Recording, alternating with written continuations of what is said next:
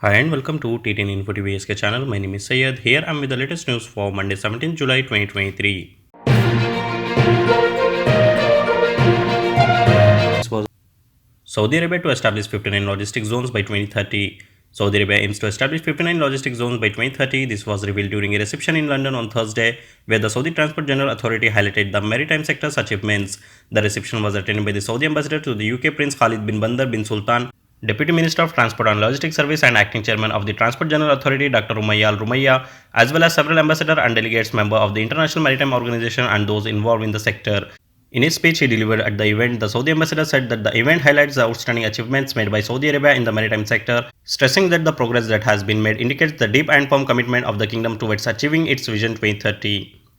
9 bodies recovered from flooded South Korea tunnel. Rescuers working to reach cars trapped in a flooded tunnel near the South Korean city of Cheongyo have recovered 9 bodies. Flood water caused by days of torrential rain poured into the underpass so quickly that passengers and drivers were trapped in their cars unable to escape.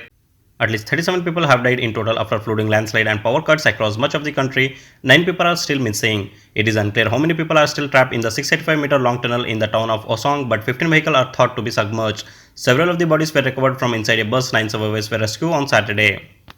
Indian Prime Minister Modi and Al-Issa discuss aspects of fostering interfaith harmony. Indian Prime Minister Narendra Modi received Secretary General of the Muslim World League and Chairman of the Organization of Muslim Scholars Sheikh Mohammed bin Abdul Karim Al-Issa at the Prime Minister Residency in Delhi on Tuesday. During the meeting, they discussed various aspects of furthering interfaith harmony, peace and working towards human progress. During the meeting, a number of issues of mutual interest were reviewed, including Indian diversity within the framework of the country's constitution. After the meeting, Dr. Al-Issa tweeted that he had insightful discussion with the Indian Prime Minister Modi on a variety of issues, including ways to further human-centric development and the importance of promoting understanding and harmony among the followers of faith and culture. He appreciated Modi's passionate perspective towards inclusive growth. Kuwait takes legal action against Twitter for insulting Saudi Arabia.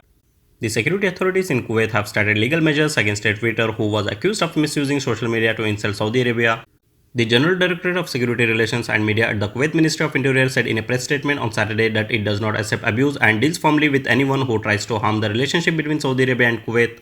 With regard to what was circulated on some social media sites by a Twitter who insulted one of the symbols of Saudi Arabia, the Directorate stated that the incident was referred to the competent authority to take all necessary legal measures against the accused. The statement states that the ministry will not accept abuse by word or deed and will deal firmly with anyone who offends through social media and other means.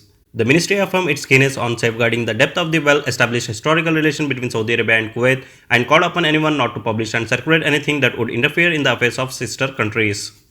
Japan Prime Minister Fumio Kishida Japanese companies to expand their project in Saudi Arabia. Japanese Prime Minister Fumio Kishida said that there are 110 Japanese companies operating in Saudi Arabia and these companies will expand their project in the kingdom. He also emphasized that Japan will cooperate with the Saudi Arabia in the field of semiconductors. Mr. Kishida said this after his arrival in Jeddah on Sunday on the first leg of a 3-day Gulf trip that will also take him to the UAE and Qatar. 2 killed, 9 injured as building collapse in Egypt. 2 people were killed and 9 others injured on Sunday following the collapse of an 8-story building north of the Egyptian capital, local media stated. The building collapse happened in the Rashid district of Bahria in the Egyptian Nile Delta, Al-Haram reported. Saudi Arabia and Japanese relation get stronger thanks to shared 2030 vision, Envoy Al-Fahdi says.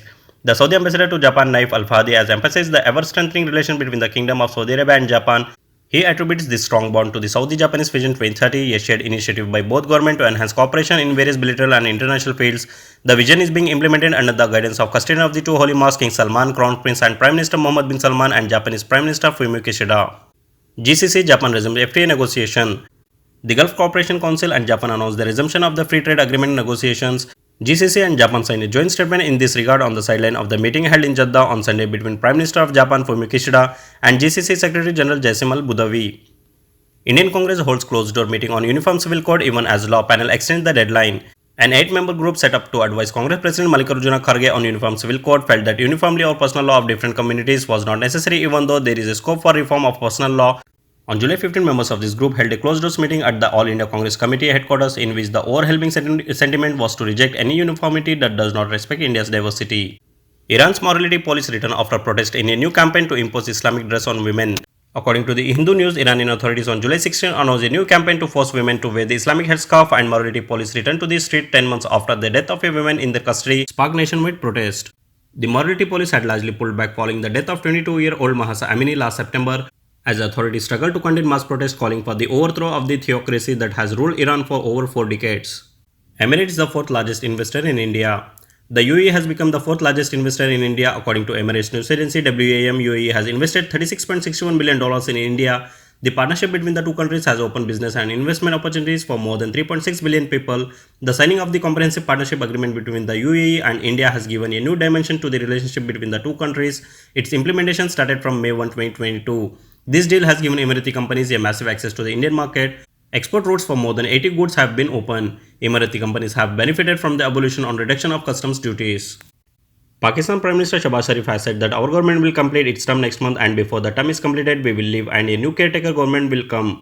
Addressing the laptop distribution ceremony at Sialkot Mackay Government College, Women University on Sunday, Prime Minister Shahbaz Sharif said that the newly elected government that will come after the caretaker government, it is hoped that they will also use all resources for the promotion of education. Earlier on Wednesday, while addressing the Pakistan Education Endowment Fund and National Curriculum Reform Ceremony in Islamabad, the Prime Minister has said that the Election Commission will give the date whenever the elections are held in October or November. That's all in today's headlines. Keep watching T10 Info TV SK channel by subscribing and do hit the bell icon to receive notification and more updates.